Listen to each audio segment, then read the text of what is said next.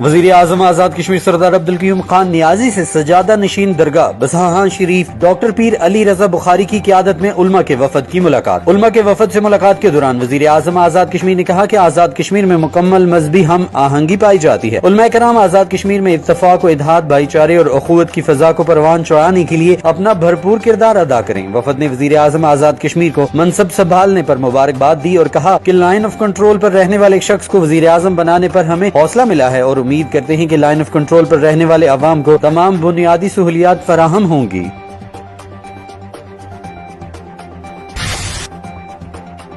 Commissioner point division Ansar याकूब की ज़ेर सदारत कोरोना वायरस वैक्सीनेशन के हवाले से आला सतही इजलास मुनक्किद हुआ। इस मौके पर खिताब करते हुए कमिश्नर पॉइंट डिवीजन ने कहा कि जुलाई और अगस्त के महीने में रावलाकोट पॉइंट डिवीजन में कोरोना वायरस केसेस में तेजी से इजाफा हुआ है। इस वक्त पुंछ रावलाकोट की पॉजिटिव रेशो 37% है, बाग 24%, पलंदरी 44% है, जबकि एक हफ्ते में मरीजों में